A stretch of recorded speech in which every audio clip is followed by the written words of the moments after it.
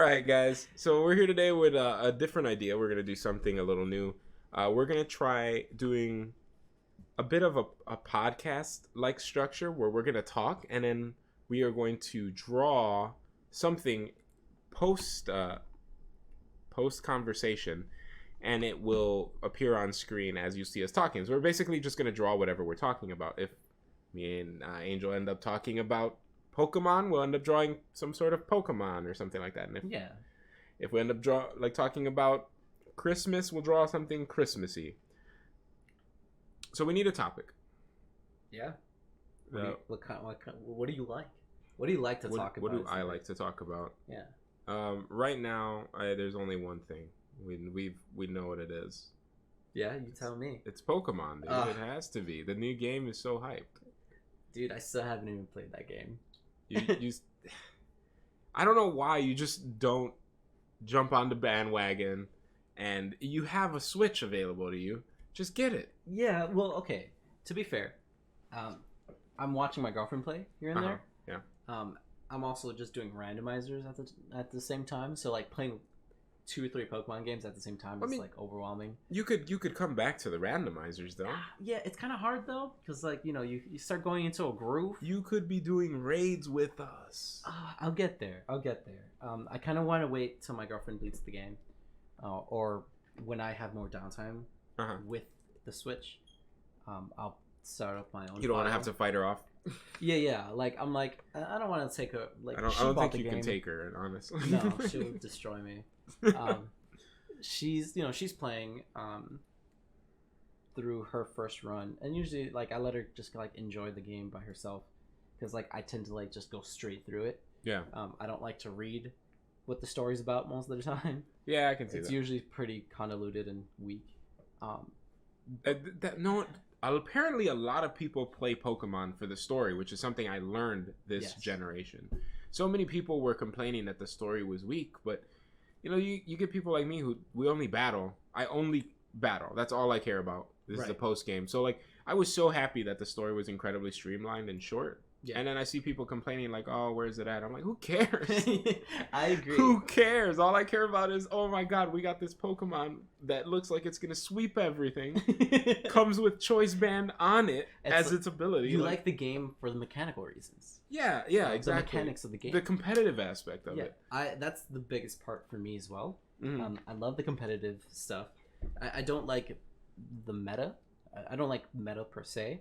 I love like the mechanics of the game. They've gotten better over time. Oh, definitely. But I think from like a storytelling perspective, it's just less interesting than what has already been made. Yeah. Okay. Yeah. I mean, it's no Black and White. Black and White was great. I hated Black and White. I love Black and White. I hated it with a passion. I tried replaying it recently with my randomizer. I can't even get through the game. Oh, really? I just can't. Why not? It's just there's something about it that just feels... It's dragging or something? It's either dragging out or it's like lackluster. I don't know what it is, but I just can't finish the game. As much as I enjoy my sweet-ass Espeon, with different kinds of attacks. It's sick. The mechanics are better than older gens, but me playing through the game does not feel fun. It feels like work.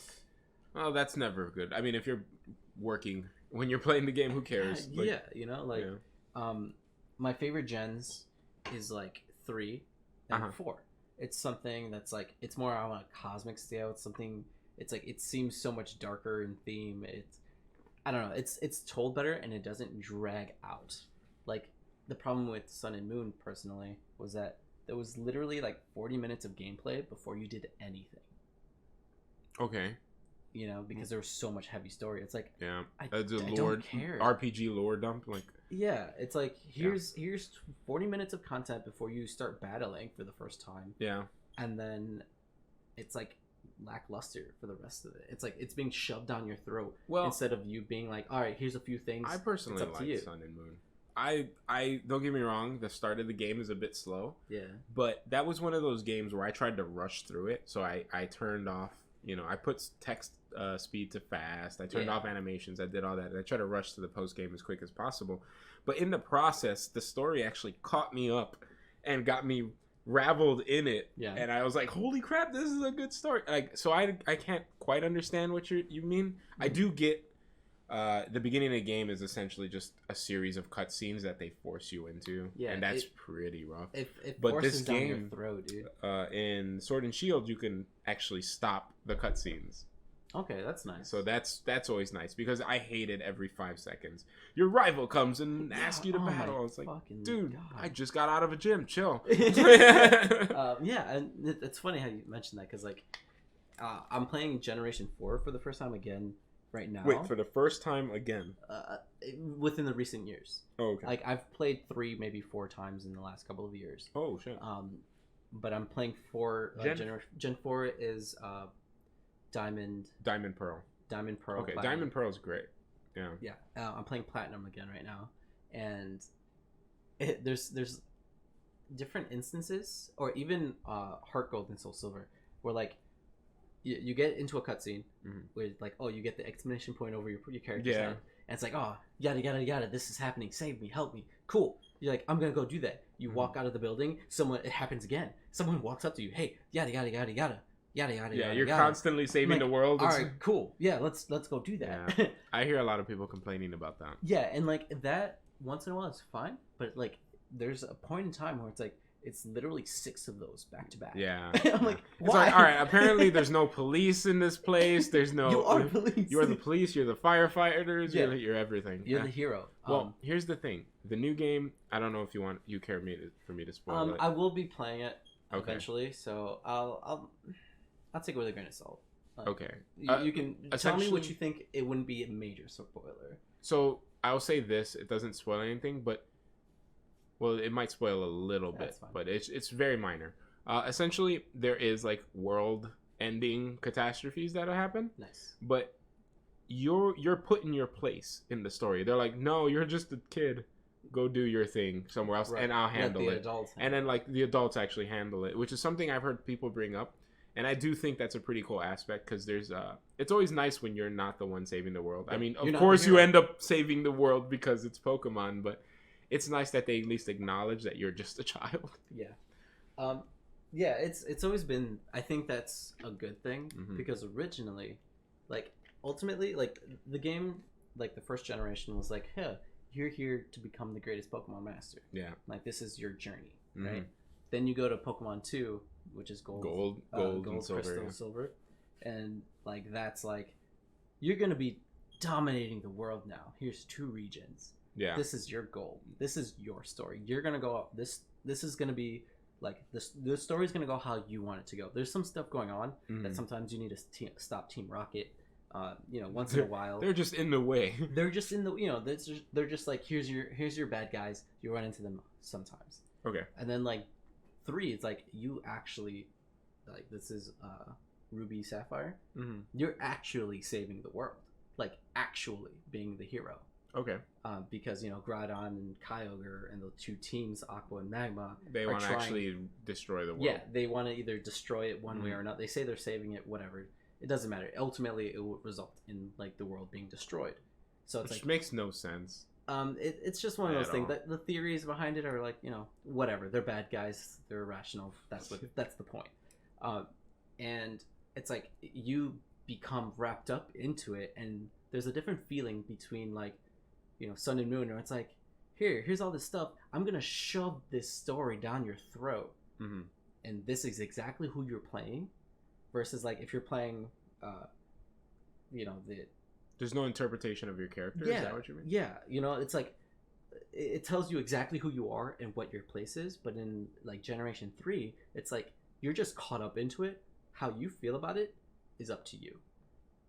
Okay. You know what I mean? So your stance isn't very direct.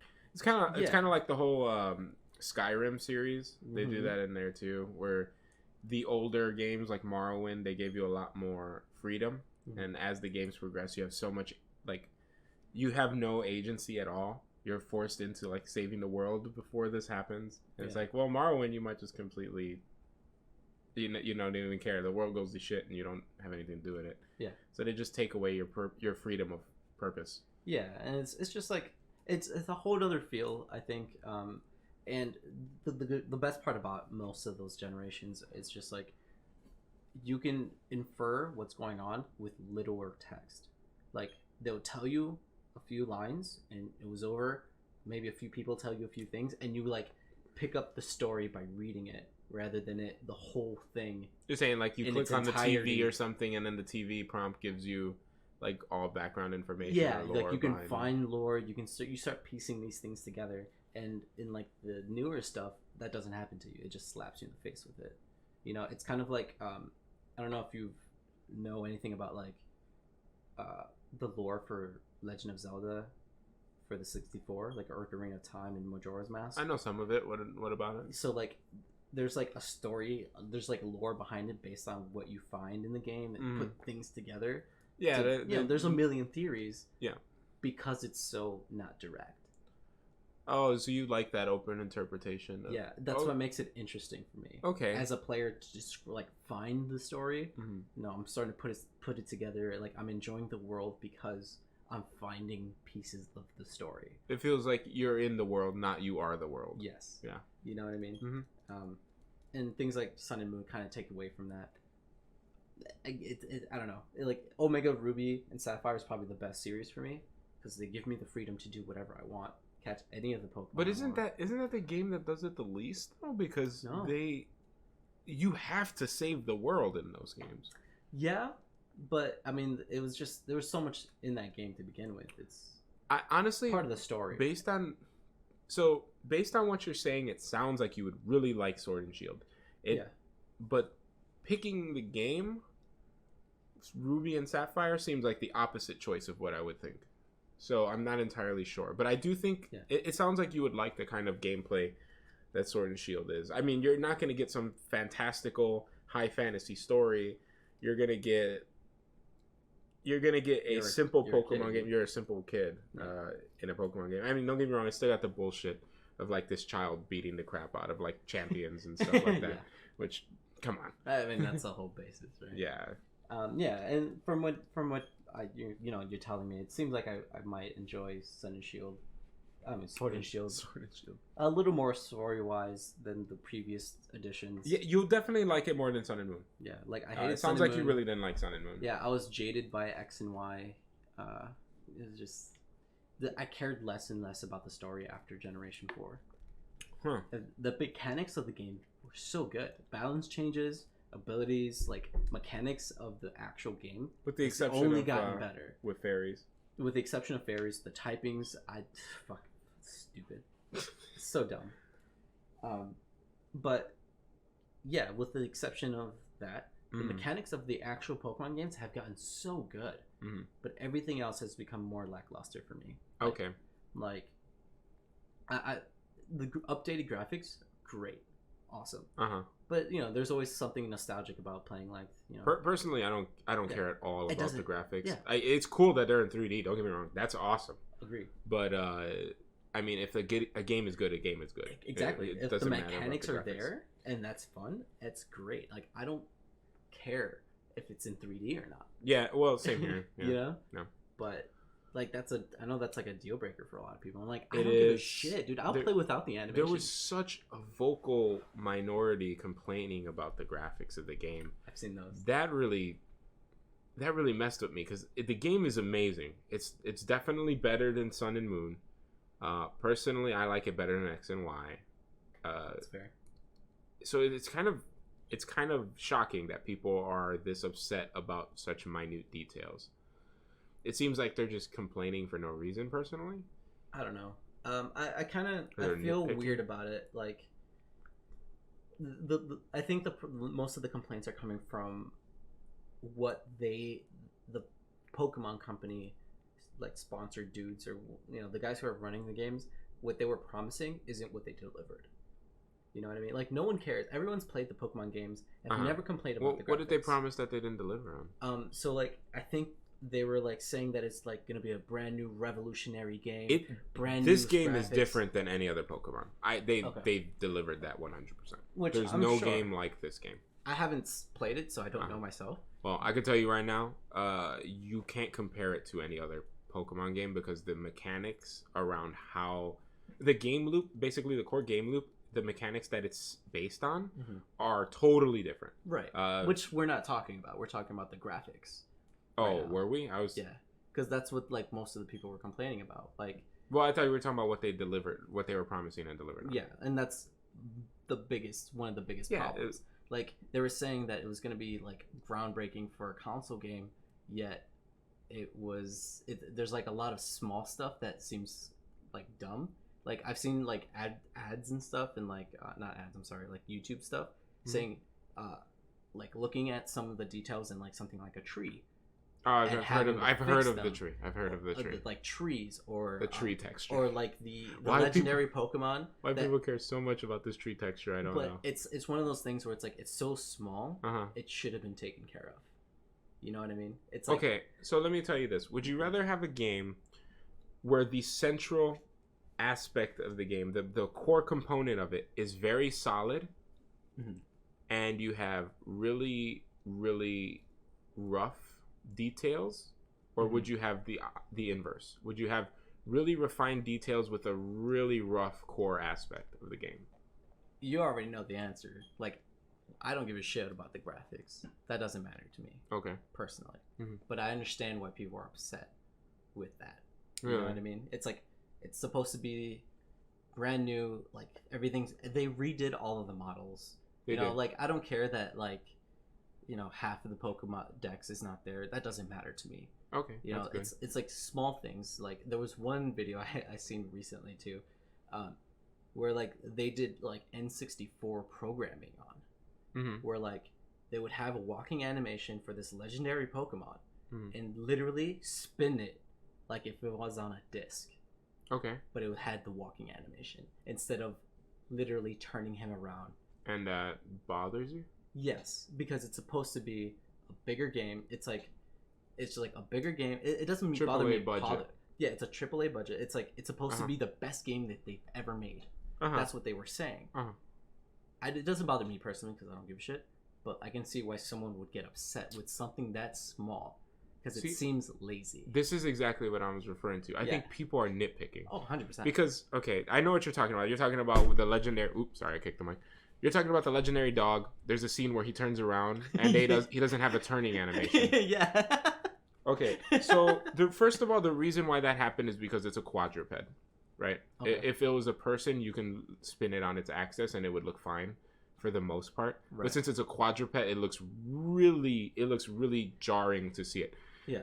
Now here's the thing: would you rather them waste time in development? Because this game was crunched. There's no doubt about this. This game. I hear they were shorthanded, actually. Yeah. So, would you rather have them spend their sweet, valuable time making a turn animation that you're gonna see once, or would you have them work on balancing and accessibility and game mechanics more thoroughly? It's like it doesn't. To me, it boggles my mind that people care. It's like, okay, I don't care if he doesn't have a turning animation. I'm gonna see it once. I probably wasn't even paying attention when it did it.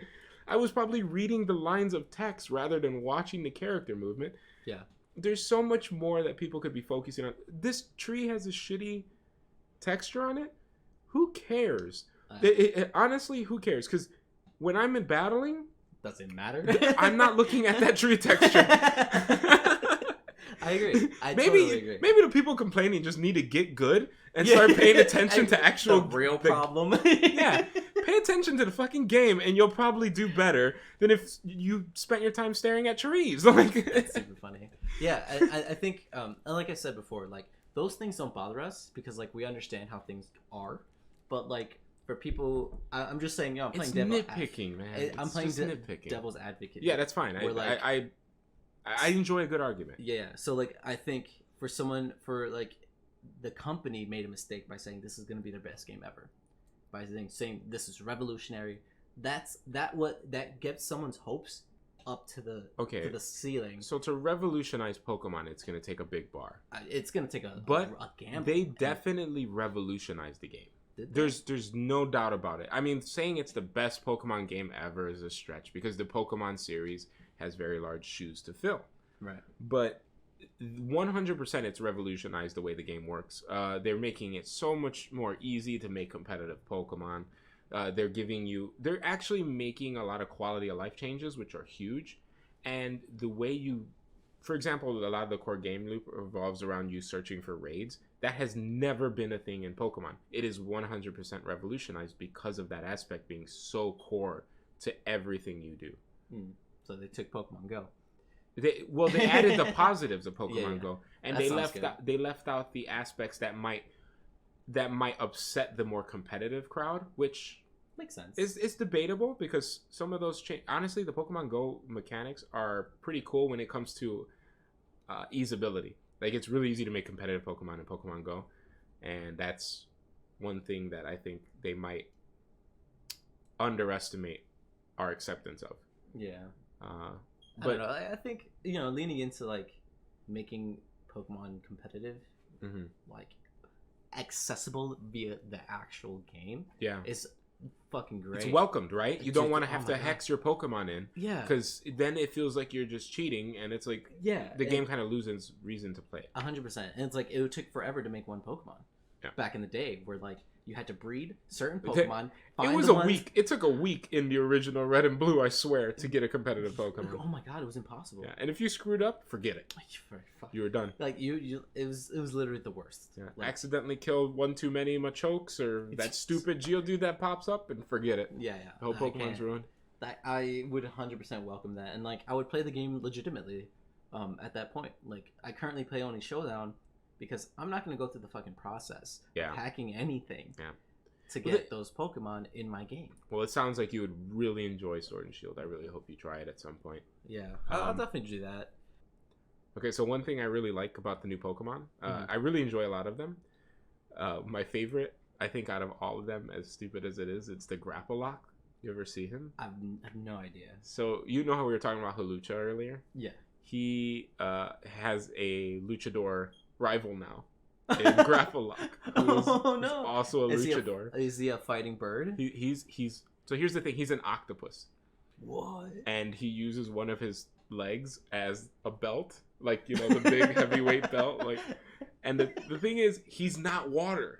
What? Yeah. So I see people like whenever people fight him, they try to use like electric attacks on him or something like that, and then it's not super effective, and they're like, "What's going on?"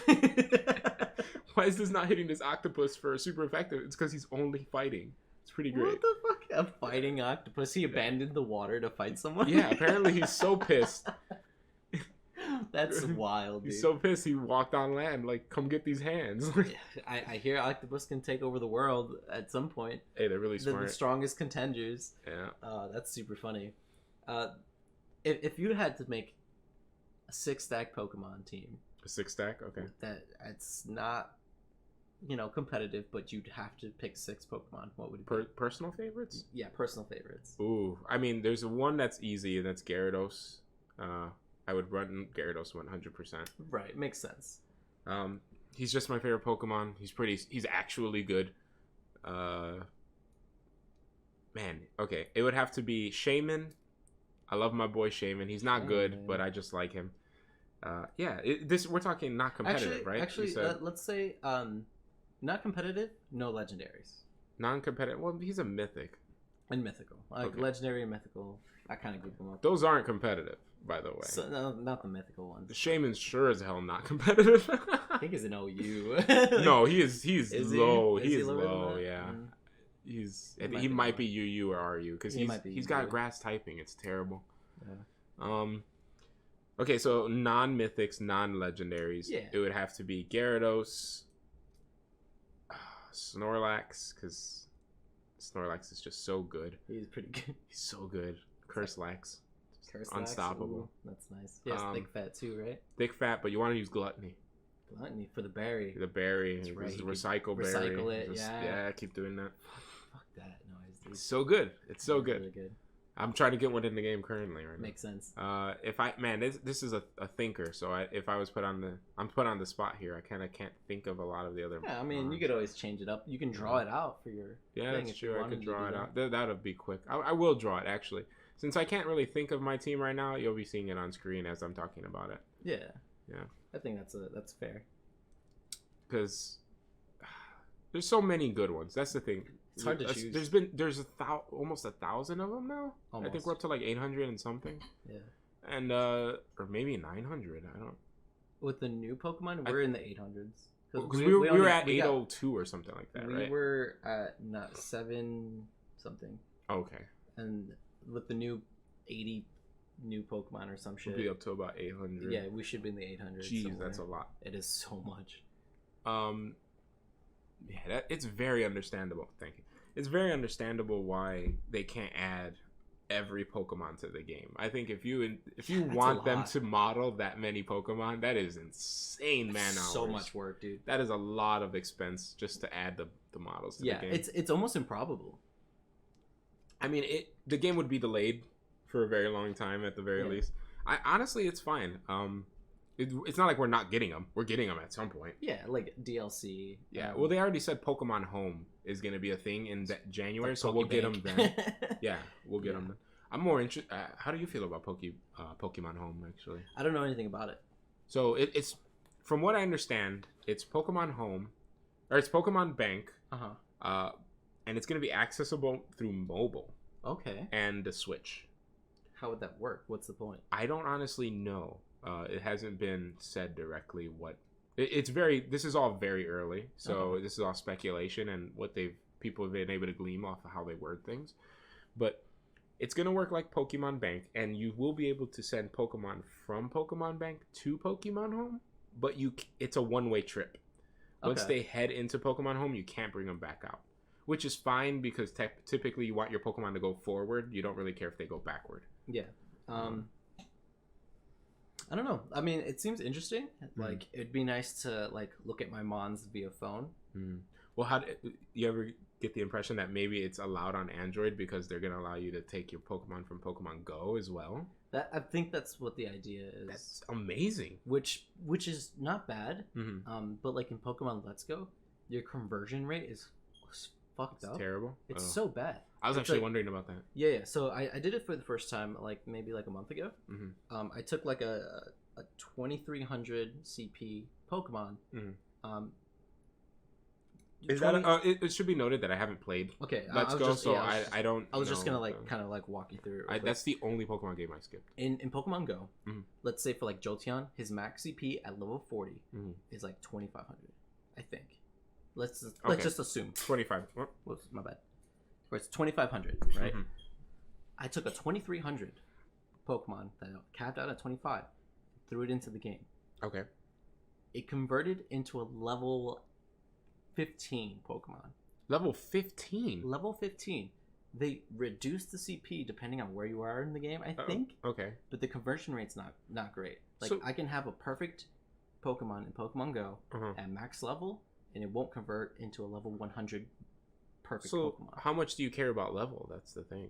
Well, it depends on maybe you're trying to beat the game with the Pokemon you transferred from Pokemon Go. So wouldn't you want the conversion to be like that then? I would want the conversion to be closer to what it's supposed to be.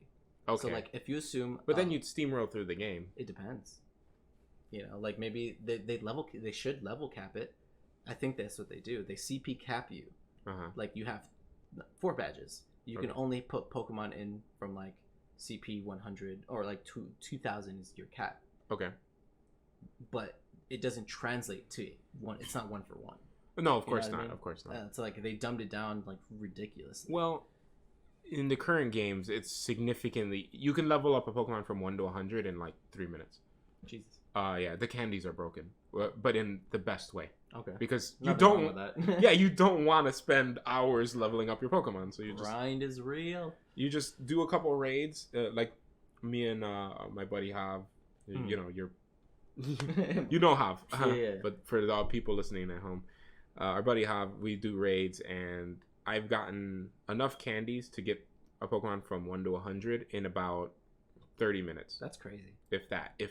Holy crap. Yeah, it's really quick. It's really quick, especially if you got a good team of people that are just smacking out raids left and right. So I don't think you have to worry too much about that, the conversion ratio, as long as you keep those IVs. The IVs is the time-consuming part. Right. Yeah. Well, yeah, so we'll see. As long as there's not a weird conversion thing like that, I'm open to the idea. It's always going to be weird, but yeah, I understand that it's only one way. CP is not a real Pokemon stat. The game is not made the same. Nothing works the same. if you're just trying to get a Pokemon you can't get from the regular game and you can get in Pokemon Go, I guess that's the only way to do it. I would be happy with the Pokemon Go thing because one, it would give me a reason to play it again, which is always nice.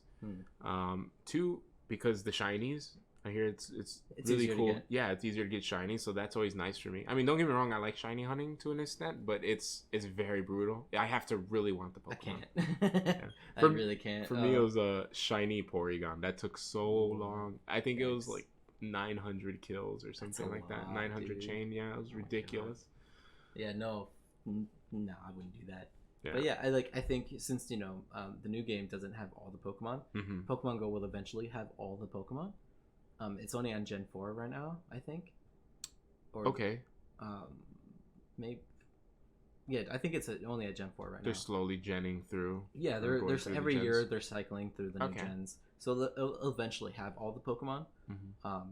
Obviously, some are region locked, so you can't get all of them. Yeah. But those would, if you can transfer from your Pokemon Go stuff into the new game, as the Pokemon Home, Pokemon Go to the home, so that converts it there, and then you pick it up in your game. I think that's the only real way to go. Yeah, honestly, that sounds like a phenomenal function too. Yeah, it's like it's the only thing that makes sense in my mind. Yeah, not completing the Pokédex. Yeah. So like instead of adding new big DLCs for the new game, they just add this function that allows you to transfer them over anyway. Yeah.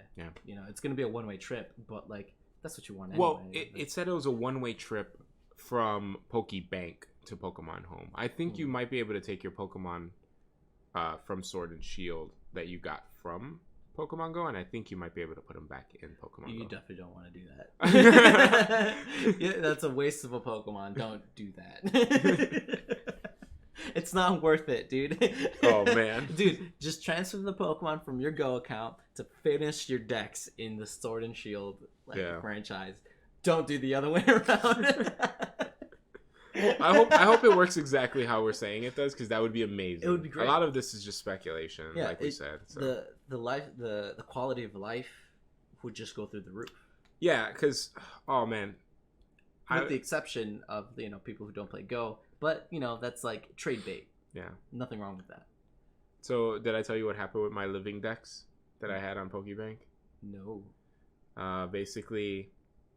So a living dex, it's better than a national dex because you have every single Pokemon. Like you don't just have a Venusaur, you have Bulbasaur, Ivysaur, and Venusaur. If that makes any sense. So I had that for every Pokemon in the game. Okay. I didn't just have, Gyarados. I had Gyarados and Magikarp, and that takes a significantly longer time to get. Right. And I had it in my Pokebank the entire way, all the Pokemon, with the exception of Sun and Moon. And so I was going to go and get my Sun and Moon Pokemon, but when I went to my Pokebank account, they were all gone.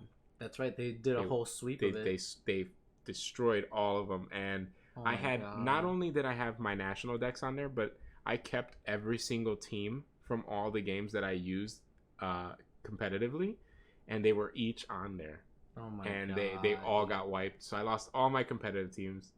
All my Gyaradoses that I beat every game with, it was heartbreaking. I was like, oh no, dude, that sucks. So it's like you put all your eggs in one basket. Yeah, I did, and they got dumped. The basket caught fire, dude. They made fried eggs and threw out the eggs. Yeah.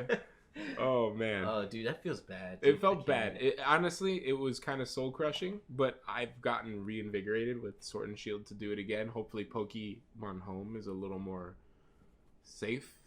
Yeah. It's like I feel like that allows for me, at least me as a person who only really cares about the battles for the most part, makes me like want to play the game in its entirety. Like when I want to play the game, like I want to get my Pokemon good, stratted how I want them, like have the right moves that I want them to have. The games up until this point have not ever supported that. Yeah. By like any means, and like you really have to go out of your way to go like do that stuff.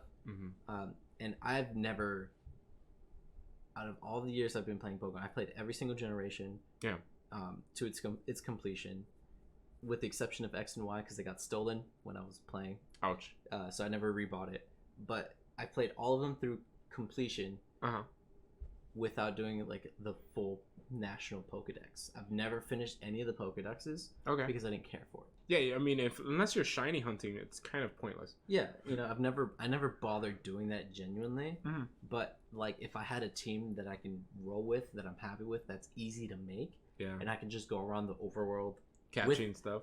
catching stuff with that team that I'm happy with, I'd be more inclined to play the game in its entirety rather than playing the game just to beat it and then getting all the pokes. Like, Yeah. get all the hacked Pokemon just to play online how I want to. I mean, that's the beauty of it. Like, don't get me wrong. If it was safer to Pokehex, at some point I would. Yeah. Because it's just easier to make competitive teams. But the point is now I don't have to. Exactly. So it's nice not being strong-armed into it. Yeah. Or else you just can't compete with them. Otherwise, it's like you play online, with your regular pokes you went through the game with, and you get stomped on because everyone else is Pokehexing.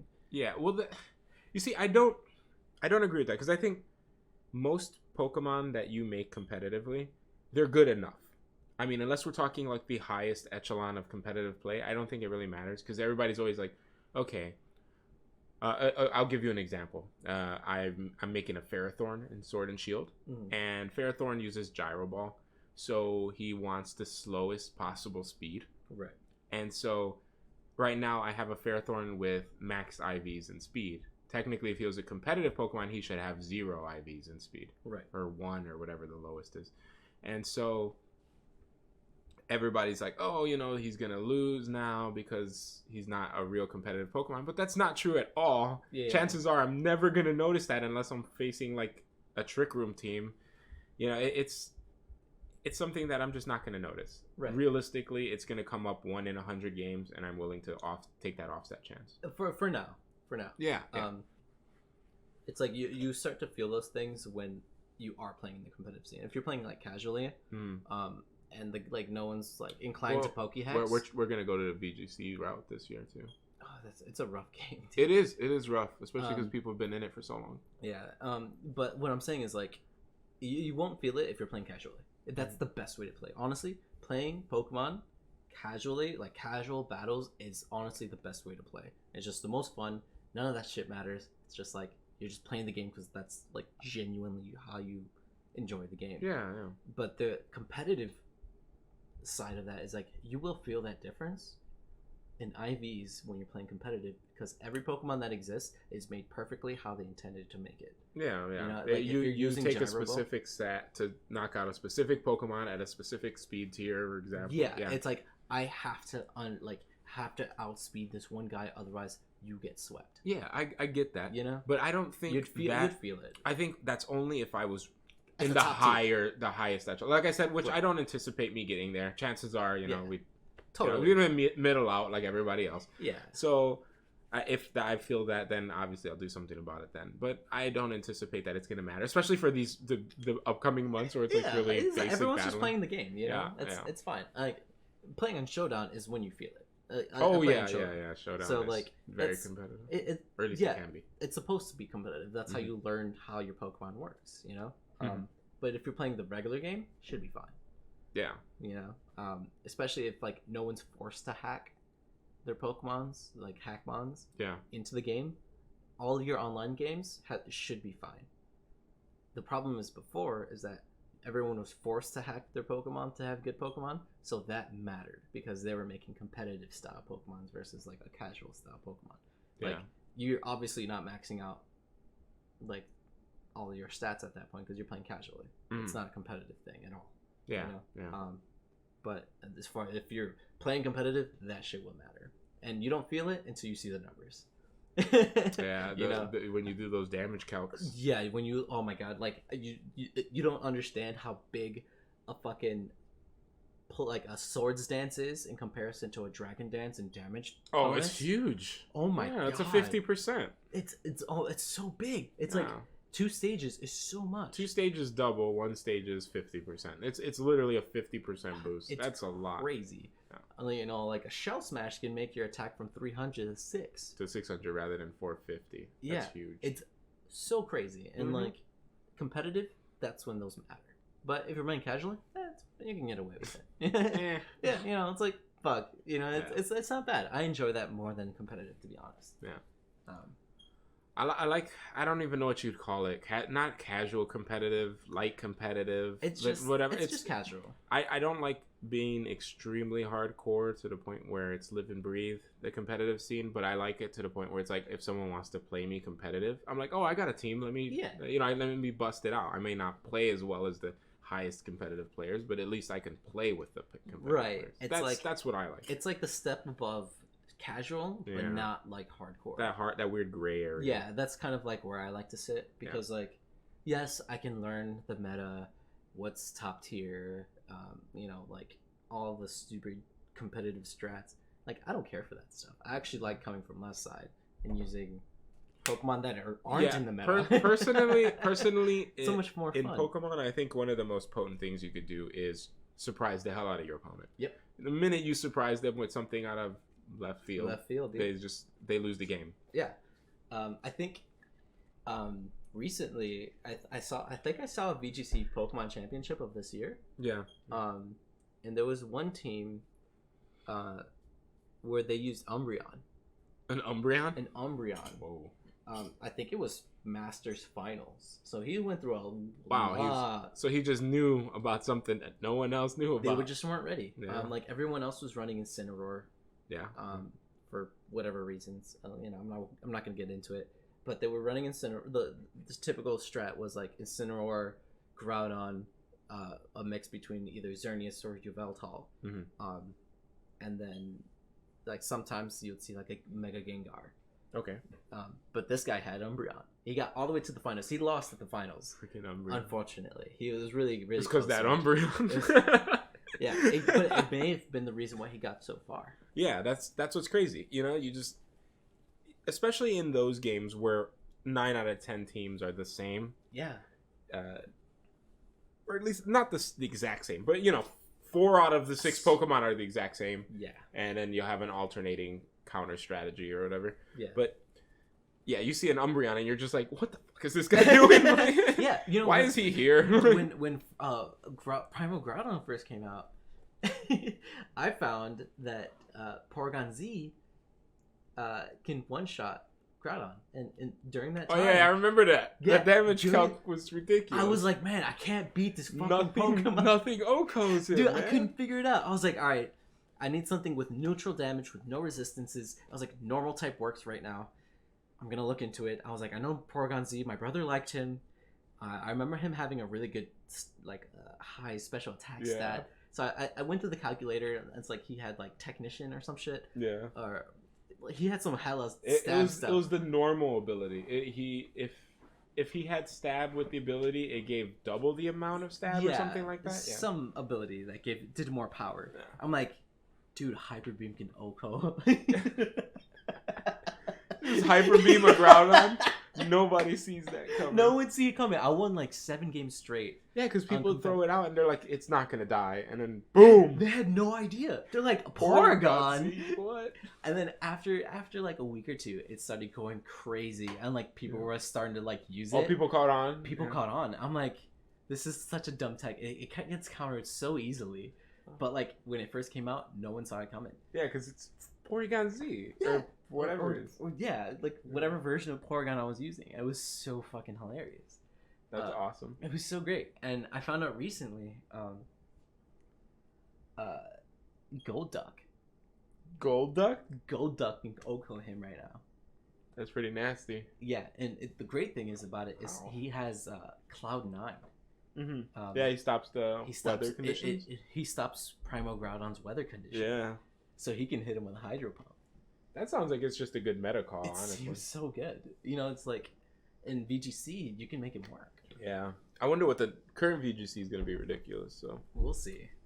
I think the Primals definitely dominated that thing. I don't know. Are they in the new Pokemon? The Primals are not in there. No VGC, legendaries in there. VGC was going to be a great. It's going to be. Well, it's going to be great. I love Dynamaxing Primals. looks so random though. It's like you can't really because any Pokemon can Dynamax. So it's true. Like got to counter Dynamax, I guess. Yeah. We'll see. But that's the thing. You can't, right? Because any Pokemon can do it. Mm-hmm. We'll see how it goes. It's still too early to tell. So tell us what you think. Please let us know if you agree or disagree. We would love to argue with you in the comments.